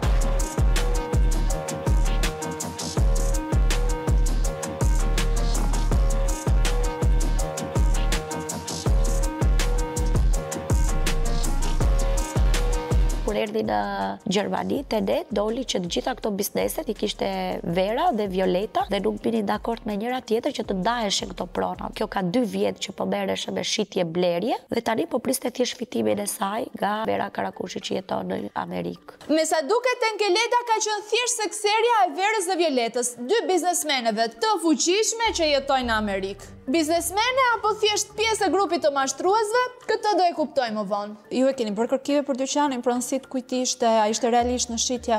Unë kam dërguar thjesht një kushëririn tim për ta pyetur nëse dyqani është në shitje. A di që ka shkuar kushëriri ka qenë dhe shitja dhe pronari dhe i ka thënë që jo, dyqani është i imi, nuk është në shitje. Ja kam thënë dhe Enkeledës që dyqani nuk ekziston dhe më ka thënë ti nuk merr vesh, gjërat do bëhen, mos më prish mua planet, të lutem mos i trego askujt. Aty, për çiftin e bashkëshortëve, nisën dyshimet se gjërat nuk ishin ashtu siç ua kishte paraqitur kushërira. Prandaj, nisën t'i kërkoni llogari Enkeledës se ku po shkoni parat dhe pse nuk ishin ende në dorë asnjë dokument që vërtetonte se ishin tashmë pronar të 2 objekteve në Tiranë. Dhe këtu 50 vjeçarja bëri lëvizjet e saj. Sigurisht duke mashtruar sërish. Pasi kemi paguar lekët, insistonim që duhet të na jepte një vërtetim që ku po shkonin gjithë to lekë. Na ka dërguar një certifikat që dukesh komplet që ishte punuar dhe shkruar nga kompjuteri ose nga celulari me dorë. Kam kërkuar në Google emrin asaj të hipotekës dhe kishte diku që në 2017 që nuk punonte. Certifikata e falsifikuar e pronësisë mban emrin e Enkeledës sepse mendoi që si fillim do e merrte ajo me emrin e saj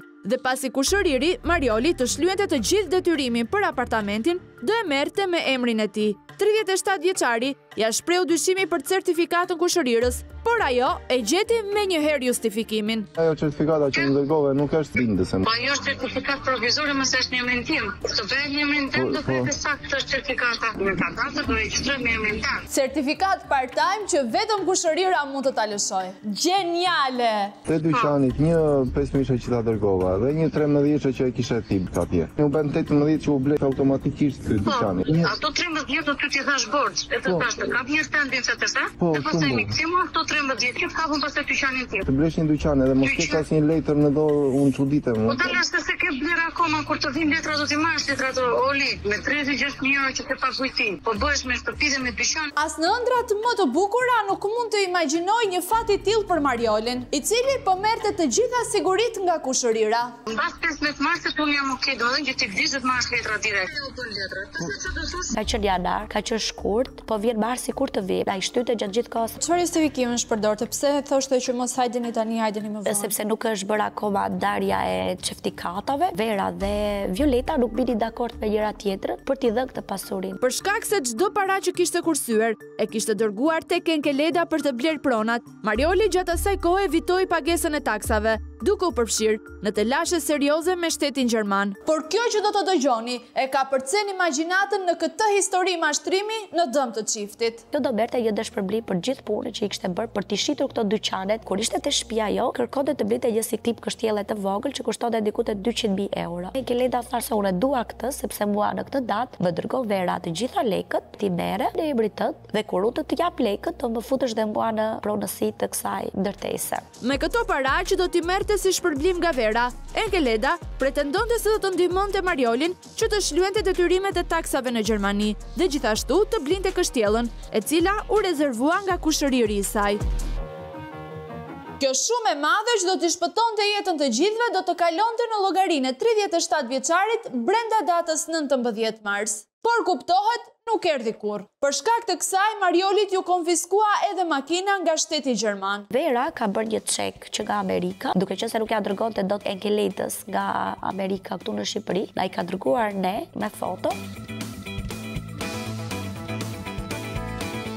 Çeku ishte falso. Dhe si të mos mjaftoni gjithë këto mashtrime, Enkeleda i jepte mend Mariolit se si të shiste makinën në mënyrë që të shlyente borxhet në shtet dhe më pas ta blinte sërish me paratë që ajo do i jepte. Po me kështjellën që su ble, çfarë u bë? Edhe kjo një histori tjetër, me kosto 20.000 euro për çiftin e mashtruar. Ndërtesën ne e morëm, e hoqëm nga akaunti për të shitur. Në momentin që nuk po bëheshe pagesa, jemi të detyruar që të paguajmë noterin dhe avokatin, domethënë të dalim përsëri në akaunt dhe për dëmin që është shkaktuar që kjo ndërtesë për 2 muaj ose 1 muaj e ca është futur si e shitur dhe tani po del prapë në shitje, diku te 20.000 euro dhe këto i thote 10.000 noteri që ka bërë letrat e ndërtesës dhe 10.000 do avokati që ta kthej përsëri në akaunt që na mbrojë ne dhe jo të filloj që të kërkoj lekët se ti e bleve dhe tani vazhdo paguaje. Këtu kupa ishte mbushur përfundimisht dhe Marioli i zemëruar vendosi t'i kërkonte mbrapsht të gjitha paratë që i kishte dhënë Enkeledës. Duke qenë se nuk po jepte asnjë gjasë si certifikat, shtyheshin datat, ne e morëm vendimin për të thënë që okay, stop, nuk i duam dhe sikur të dalin certifikatet dhe gjëra, thjesht të lutem na kthem lekët që ne të kemi dërguar dhe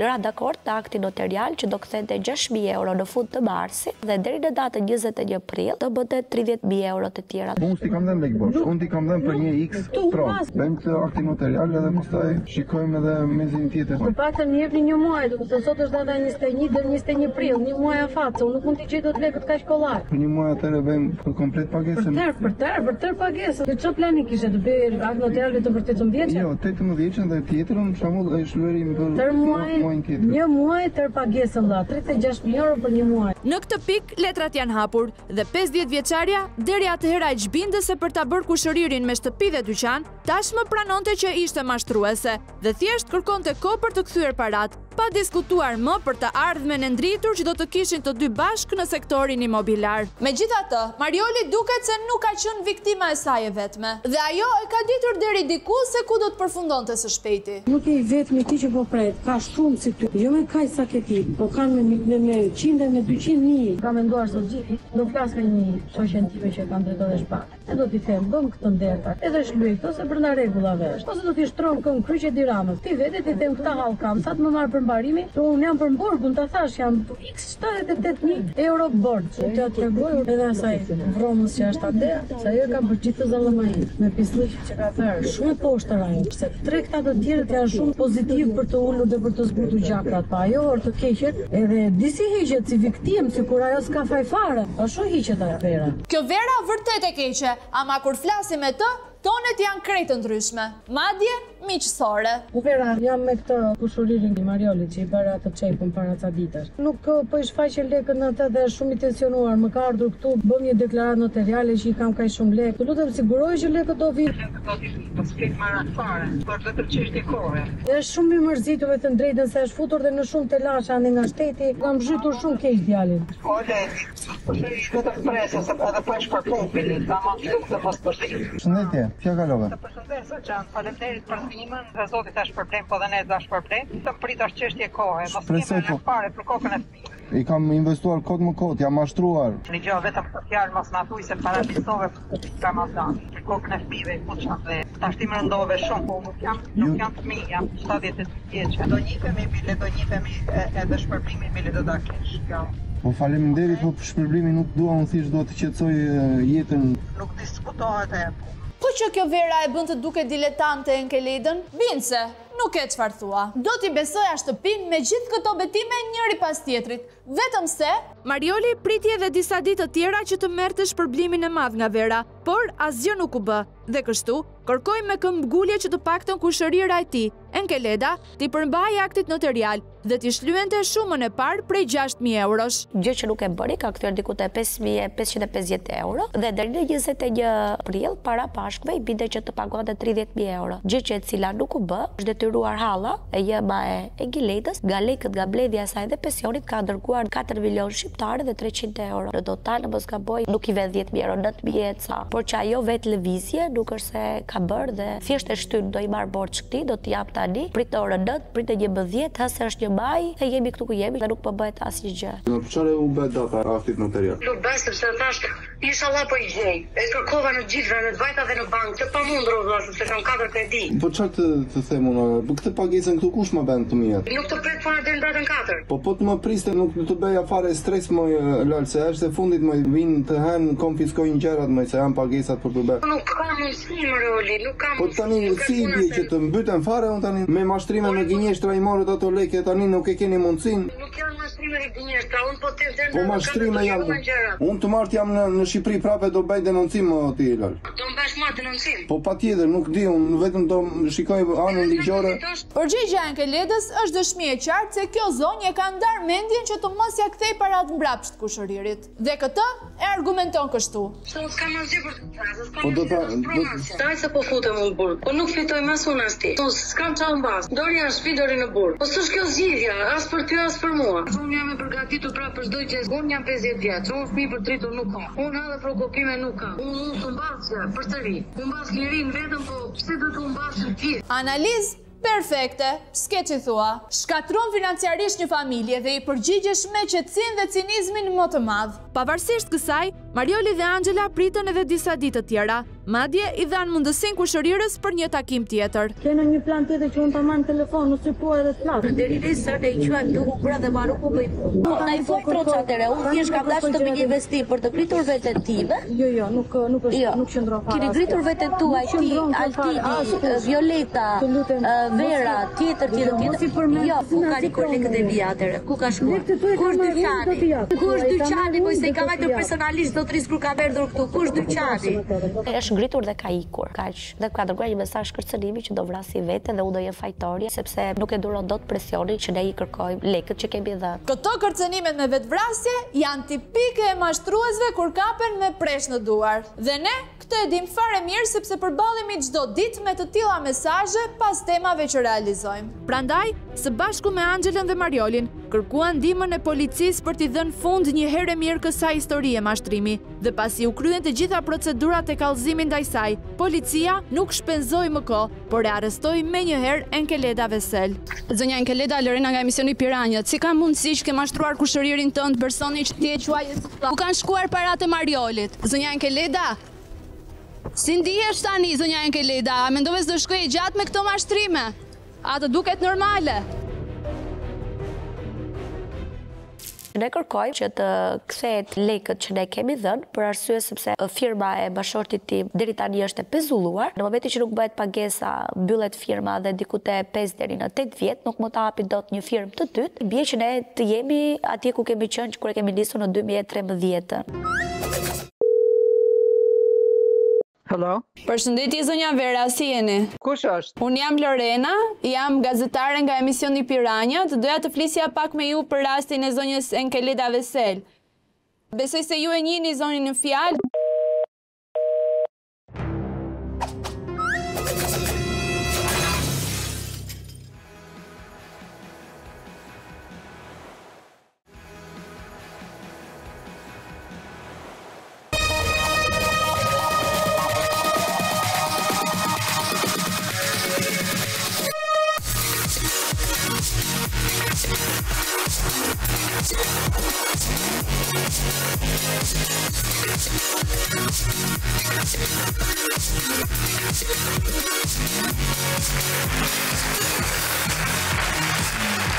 Adrenalina pura! Qartet. Goca kërcyet skandalozisht kësaj radhe. Dhe për te skandaleve dhe zhurmës politike, Shqipëria, dhe kur them Shqipëria dojnë a them edhe Kosova, provon edhe histori njerëzore si kjo që do ndikim tani, e një babaj që trokiti në derën tonë për ndihmë. Në fakt ai nuk ka para, nuk ka pushtet, nuk ka as shëndet të mirë, por trokiti tek ne për të kërkuar ndihmë që gjente vajzën e vet, të cilën nuk e sheh prej kohësh, sepse sipas tij, ish bashortja është ajo që e ndalon këtë gjë. Piranja jon Luela Gaxhevi përgjigj thirrjes së tij për ndihmë dhe u nis drejt Kosovës për të kërkuar, bashkë me të vajzën dhe nënën. A doja dal? Tani duke njohur Luelën, unë besoj që po, por çfarë ka zbuluar Luela? E ndjekim.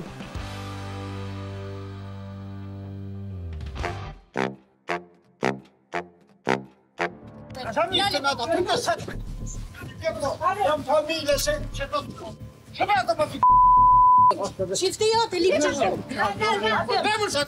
Unë du me po qikën teme, s'leje me po. Kush ta ka marrë të vajzë? Rione, Përstustja jo. Ky zotri është Zardan Krasniqi, një 34 vjeçar nga Prizreni. Prej gati një viti, ai nuk ka asnjë komunikim me vajzën e tij 6 vjeçe, ndërsa personat që pat në nisje janë familjarët e ish bashortes së tij. Por si ka nisur e gjitha kjo? Rreth 9 vite më parë, Derdani përmes një miku të familjes njihet me një vajzë nga Shqipëria, e cila jetonte vetëm 30 kilometra larg këtij, në fshatin Morin të Kukësit. E kum njoftunë më ka çuni mik, më ka çuar i ka thonë bëj vetë magjin një vend ka Kosova. Edhe tha, a kitë martu të thonë? Jo. Tha, dush me të gjithë tani nuse në Shqipëri. Po shqitonë e shpis tash, ka problem. Magji. Mos e thirrin telefonë, tha, po thënë në vinet. E mora unë shoqën edhe djalin, edhe shkuam aty, e po nusën, e po edhe thash djalin. Thash djali, thash s'ka shku, s'ka sen, thash, më thuj se dhe sen. Tha, jo, s'ka problem në tim, tha, në dhomë, tha, në të këshyrën, tha, do begenisin e vetë. E i tha, po, edhe ky, po. Ta ba i tha po. Po,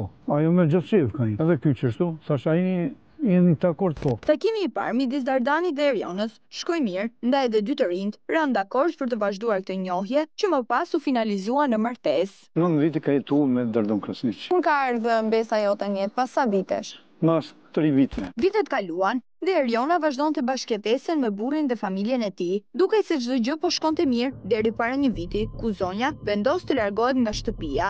Një largim që u shoqërua me akuzën nga ana e burrit. Pse iku Eriona nga shtëpia? Ka vija dukot, por ka vija. Mos e ne babën e vet ka lip telefon. Ka marrë baba vet. Ku ka shkuar? Muri. Dardani thot se zonja ka ikur nga shtëpia pas sherrit për vjedhjen e parave në banesë, por një version të kundërt tregon babai i tij. Po pse iku nga shtëpia? Tha nuk du me ne. Ku me po, ajo i kishtë tjerë, babën e vetë, edhe vllahun e vetë, hajde si kanë orë, tha bushi me ma. Për çdo arsye me i ke thja, s'po vjen morë, thasha, 9 vjet thash me ne, s'pedu, tha djalli. Por kjo ikje e beftë gruas u shoqërua me dhimbje për Dardanin dhe familjarët e tij, sepse me vete ajo mori edhe vajzën aso kohë 5 vjeçare. Menjëherë pas ndarjes së çiftit, e gjithë familja e Dardanit ka tentuar të komunikojë me Nusen dhe Mbesën, por më kot. Sa kohë ke ti pa e takuar gocën? Një vit. I ke shkruar ti në telefon? Jo, me WhatsApp, me Viber, lipa nuk qilë, blok. Shkoj të shtëpia dhe jo tha, mos sa dhe ma, kur. Tani që t'ka i goca, a të merë malli ty për gocën? Po, unë du më takove gocën, ka malli shumë. Tha mbjema gocën, thash të folin. Lutëm mbjema e risën, të na shoqja ka shku 2-3 herë, asi veç me vjerë me piskavë. Ka shku djali para vitit 3, i ka qu mathje, i ka qu senda, nekni. E ka pranu të shtëpia? Që ka pranu, i ka thonë, ta kishën dit ju, pëse s'keni ka dzue, ta kishën dit ta ju gjivini këtu, me po gocën, unë i këmë shëmë limru, tha ndugonë, tha mos me daliq. Pra, ti ke kohë që nuk e folur me Mbesën? Po, unë s'ka, nuk ma qila, jo, i shkruj mesazha, disa mesazha, po nuk e qila jo. Ajo jo, kur s'keni me taku Mbesën mo. Edhe baba e sa, s'ka kom thirë në telefon, i kom thonë, bjema Mbesën të folim në telefon, mo nuk e gjonsh Mbesën tonë dhe ti. Duket e pakuptueshme kjo ndarje e bevë dhe refuzimi i Erionës për të komunikuar me ish-burrin dhe çdo të afërm të tij. Dhe këtu na duhet të sqarojmë diçka, që gjithsesi nuk mund të ndikojë në marrëdhënien e një babai me vajzën që kërkon ta takojë prej një viti. Ky i ri prej vitesh është i pajisur me kartel të ndihmës sociale të kategorisë së parë, pasi vuan nga epilepsia dhe sëmundje të tjera të zemrës, ndaj dhe shteti kosovar e ka pajisur me pension mujor. Kjo situatë ka bërë që Dardani të ketë një sër komplikacionesh në shëndetin e tij. Çfarë diagnoze ka Dardani? Epilepsinë e kokë. Sa vite ka që merr kem? Që disa vjet merr me dokument. Unë si jam mirë. Merr ilaçe ti? Po. Për çfarë? Bëhem shpejt në bosë, bëhem shumë. Me kë jeton të shtëpia? Me babi, me nonën, e kam një vëlla smund. Por siç tham, kjo paaftësi nuk mund të jetë shkak për të ndaluar 34 vjeçarin të kontaktojë të voglën e tij. Ndaj së bashku me të, nisemi drejt shtëpisë ku po banon aktualisht ish gruaja me vajzën në Morin tek prindërit e saj. Sa po afrohemi tek dera e shtëpisë me Dardanin, përballet ish Vjera, e cila reagon menjëherë keq ndaj tij. Djali dhe është me pa pak vajzën e vet. Djali? Po. E ka përzon vajzën e vet. Ka përzon me gjithë babën. Jo, s'ka më vërtet. Ka përzon vajzën e vet. Ja. Vajzën kemi. Prandaj, në pash mosi, i kishpejmë. Gjatë diskutimit me Vjerën, afrohet edhe Eriona, e cila në distancë dëgjon bisedën mes ish burrit dhe nënës së saj dhe më pas ndërhyn. Jo, çikën temën nuk përzova. Vetë duj. E ti për babën tonë. Teksa Eriona ka qenë duke u larguar nga banesa e burrit një vit më parë, së bashku me babain e saj, ka qenë edhe njëri nga vëllezërit, i cili është dëshmitar i asaj çfarë ka ndodhur. Unë jam thënë dëshmitar, ne ta thotë. Baba i vet.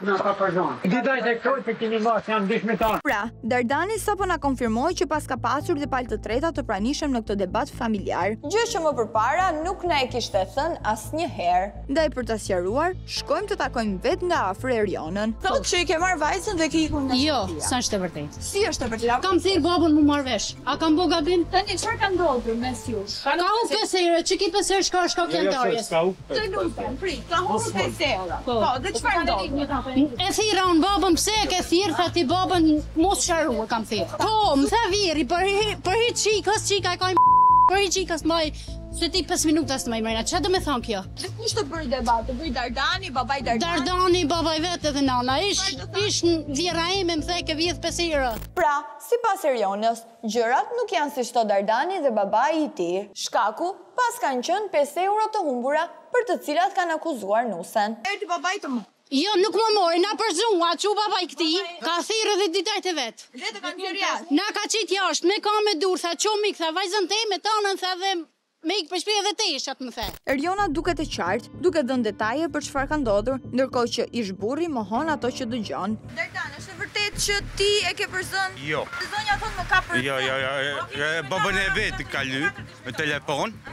Tha, babës vetë unë du me dalë. Në këtë situatë akuzat të ndërsjellta nuk mungojnë as ndërhyrjen nga vëllai i Erionës. Jam dëshmitar unë. Thëre bekimin, shiqët edhe babën tanë. Të kime, Po shkryj punën temë, unë jam dëshmitar. Më ka thirrë orë të mu. Ndërsa përpiqemi të kuptojmë të vërtetën nga të dy palët, situata nis të tensionohet kur barbai i Erionës sheh që në oborrin e shtëpisë ndodhet ish-dëndri i tij. Jam familje që do të thonë. Çifti jote ligë çfarë? Demër sa ti.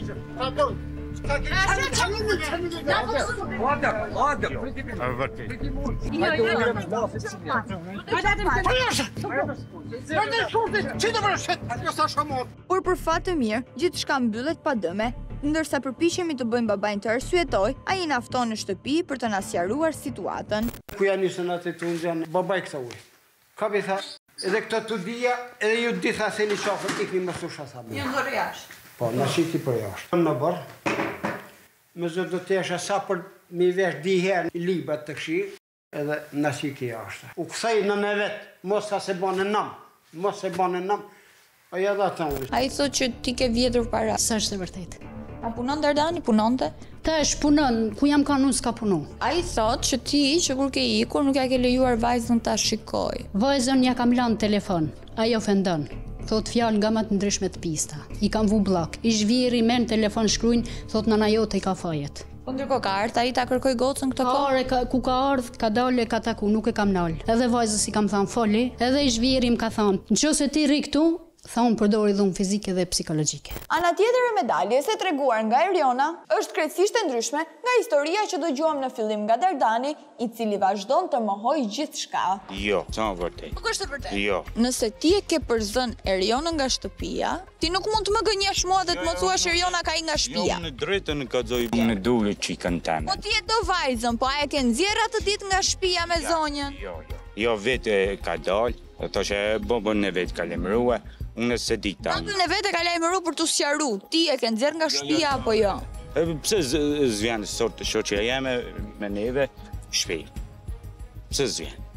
Po nuk vjen sepse ti e ke nxjerr nga shtëpia pra. Ja, baba vetë s'laje. Po e ke nxjerr nga shtëpia mor Dardan. Ja, për shtëpi unë jo. Por kemi edhe një detaj të fundit për të sqaruar. Me sëmundjen që ka Dardani, natyrisht që ka aftësinë të krijojë një familje dhe të ketë një jetë bashkëshortore, por partnerja 9 viteve, a duhet ta dinte nga se vuan ai? Në fillim kur i njohur, i ke treguar Erionës që ke një kartel mjekësore? Ja. Se? Pse më ka zëva? Si me ka zoti? Kom unë në vlojnë s'mundë shkoq. Vjen zonja, lidh jetën me ty dhe ti nuk i thua që ke një kartel? Ka ditë, Erion. Kur e ka ditë? A? Kur e ka marrë vesh Eriona? Me më vesh, dimit ka më vesh. Pse aq vonë? Ju keni 9 vite që jetoni bashkë. Po pse ja tregon ti mas 9 vitesh? Pavarësisht kësaj mungesës sinqeriteti ndaj bashkëshortes, 34 vjeçari ka të drejtë ta shoh vajzën e tij. Fundja, a nuk ishte ky qëllimi i këtij takimi? Ti do t'ja lejosh Dardanit ta takoj vajzën? Unë i kam thënë se herë të takoj e kish po don. Vajza me taku, ta takoj.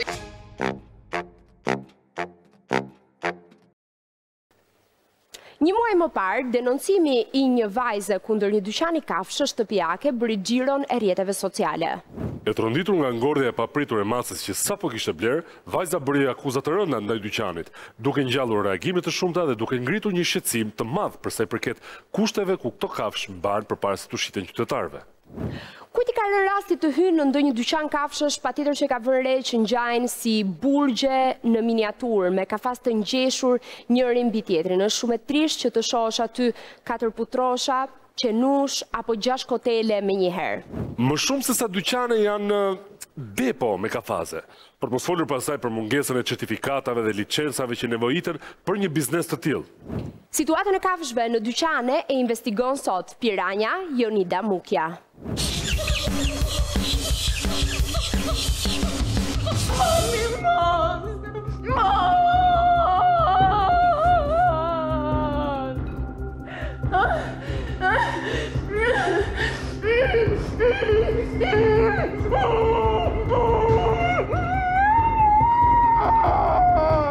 Kjo video e një vajze në gjendje emocionale të rënduar bëri xhiron e rrjetit 2 javë më parë, duke shokuar opinionin.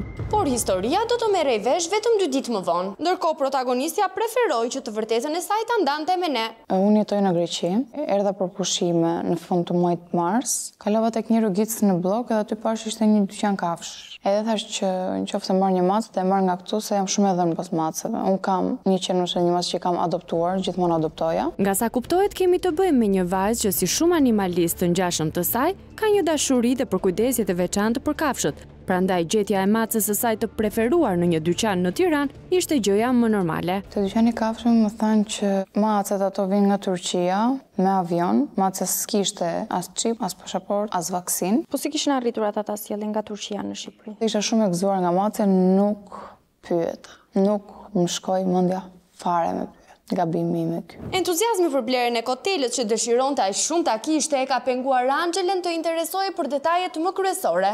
Ajo është mjaftuar vetëm të pyes për çmimin. Më tha, fillon nga 500 deri 1000 euro. Maci që unë mora ishte 700 euro. Ishte British Ragdoll, sepse kisha me dëshirë shumë një British. Pagesën kur e bëre? Pagesën e bëra me 8 prill, mbas dite. Kujt ja ke dhënë këto lekë? Punëtores të dyqanit, ja dhash parat. Pasi ka bërë pagesën, Anxhela është interesuar për procedurën e transferimit të macës drejt Greqisë. Më thanë që kemi një veterinar tonin që rregullon letrat, ndryshon moshën edhe shënon vaksinat, ndërkohë që si kishte. Unë i bëra të parën. E gjitha kjo procedurë bëhet vetëm për një qëllim, kalimin e koteles pa probleme në dogan. Sa muajsh ishte?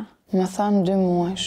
Pasi vajza e ka bler macën për faktin që ishte akomoduar në një hotel në Tiranë, u detyrua që ta linte edhe për disa ditë në dyqanin ku e bleu, derisa të nisej drejt Greqisë. Nga data 8 deri me 15, ti ke vajtur e ke parë macën her pas here gjendjen e saj dhe mënyrën se si trajtohej aty brenda në dyqan? Po kam vajtur gati për ditë për ta parë, që të mësohet edhe me mua, që të shoh në çfarë gjendje ishte. Gjendja e macës në fillim të dyqanit ka qenë shumë energjike, nga momenti që kam marrë macën nga dyqani deri ditën që do udhëtoja, ka qenë pa qef edhe me të vjella. Pavarësisht gjendjes jo të mirë të macës, Anxhela udhëton bashkë me të drejt Greqisë. Maca ka qenë po në të njëjtën gjendje, edhe kishte këputje. Nuk hante bukë, as ujë nuk pinte. Kontaktove me dyqanin? Po, ditën që ka filluar të vjella, nuk më shpërgjigj në telefon. Çfarë do thanë më pas? Që e ka fajin vaksina. Diçka kam bërë un gabim, domethënë ai dhe fajin tek mua. E dëshpëruar duke parë macën e saj në atë gjendje, vajza mundohet të mbajë sa më gjatë në jetë për ta çuar më pas në një klinikë të specializuar. Mbaj mend që në orën 2 të natës, kur e kam parë në atë gjendje akoma, kam marrë spital kafshësh në telefon në Greqi, por nuk më ishte përgjigjur asnjëri. Edhe më mbas kur kam dash që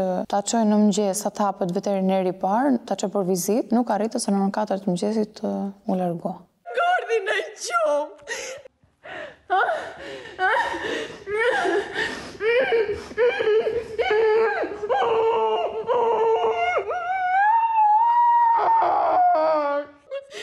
Gordi në qom, jure! Me gjithë shpirt!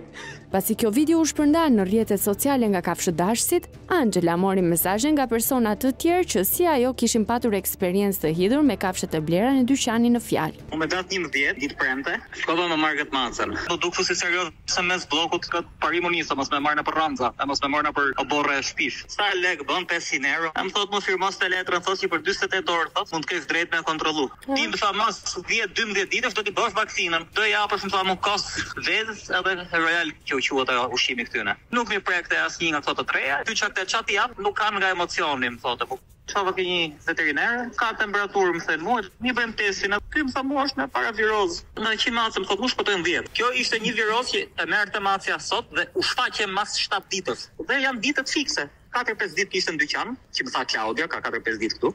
2 ditë u boshën 7 ditët e inkubimit. Pastaj dilte smunja që fillonte temperaturë, vjella djerre këtë që patë pijimi. 3 ditë jetë ka, po të kalonte 3 ditë shpëtonte. Ditën e 3 gordi. Tani si ka ndodhur kjo? Logjika mjekësore të thotë që kjo ka rënë në një goditje fulminante virale. Sistemi imunitar ka qenë i qëndrueshëm deri në momentin para 3 ditësh dhe mas 3 ditësh, sepse ka mbushur kohën e fshehtësisë dhe ka plasur në virulencë. Duke komunikuar me dyqanin, njeriu mundohet të argumentojë se gjithçka ka ardhur për fajin e tyre, sepse macja ishte sëmur, por nuk merr asnjë përgjigje përgjigje për pretendimet e tij. Po ku është zanafilla e problemit në këtë dyqan Macër që humbi jetën vetëm pak ditë pas daljes nga aty? Ka imunitetin e ullët. Kur futet vaksina, imuniteti i ullët nuk e përballon vaksinën. Prandaj dhe u sëmur Macja.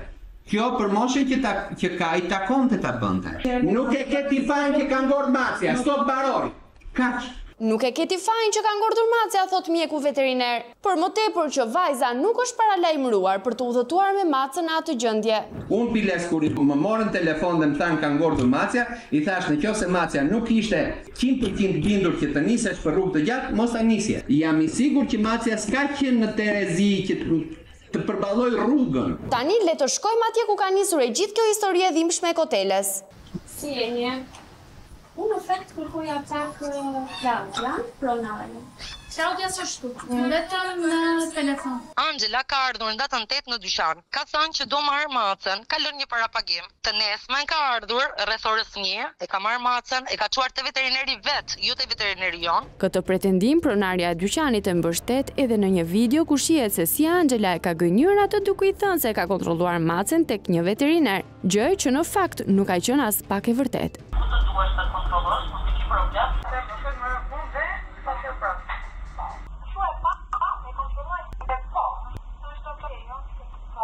Por kjo shkëputje e Macës nga dyqani ka qenë vetëm një ditore. Ke bërë një analisti vetë kafshës për të kuptuar që ti po tregton kafshë të sigurta? Matja temperaturës, kontrolli i nyjeve limfatike, kontrolli hematologjik i gjakut, kontrolli i feqes në laborator për ngarkesa parazitare. Si ka mundësi 2 mace brenda pak kohe të humbin të dyja? Po si ka mundësi që në të njëjtën ditë janë shitur dhe mace të tjera dhe nuk kanë asnjë lloj probleme? Kjo është e varur nga ana individuale e klyshit dhe po koteles, që do të thotë një kotele përballon më fort, një kotele përballon më dobët edhe merr më shpejt. Klienti mund të kërkojë edhe shkencë me kafshët, por veterineri në bazë të protokollit që duhet ta respektojë dhe për etikë profesionale, nuk duhet të lejojë të bëjë çfarë kërkon klienti me kafshën. Por çfarë i duhet të bëjë? Një mjek ka të drejtën absolute ta refuzojë për të mbajtur lart dignitetin e profesionit, dhe mënyra e dytë është të marrë një deklaratë me shkrim, me firmë, me vul, me datë, me orë nga pronari që ka rënë në dakordsi, duke marrë parasysh rrisjet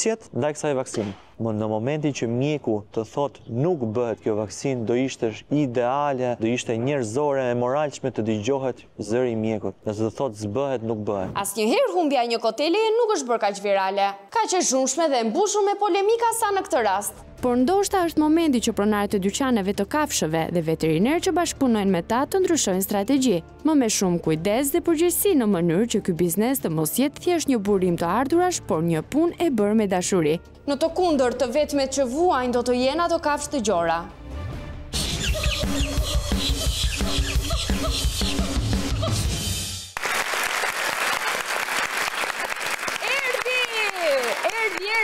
Erdi vota diasporës. Po, që është kjo? Ky është vota diasporës. Jo, mos ajo është kështu nga këto që vën burra se diun, ajo është shami. Është vot diaspore, ma qytën pa vleshme, futën prapë këtu. Erdi fundi pra fundi. Për emisionin sotshëm? Po, do shkojmë takojmë burrat tan, gratë tona. Por do shkojmë duke vallëzuar sepse i urojmë shumë suksese nesër Shkodrës Elektronike. Po. Dhe votoni, ju lutem. Po. Se kështu themi ne, të mirë, duhet ta fitojmë, po votoni njëri. Ndryshe nga zgjedhjet që ke shumë mundësi, kësaj radhe ke vetëm një mundësi. Një. Kështu që ndërsa atyre që kujtojnë. Po, se u entuziazmuam shumë me Shkodrën Elektronike, por atyre që kujtojnë se mund të shpëtojnë, se ne nuk vëzhgojmë, se ne nuk jemi aty të dim çdo gjë që ju bëni, kujdes. Piranjat kafshoj!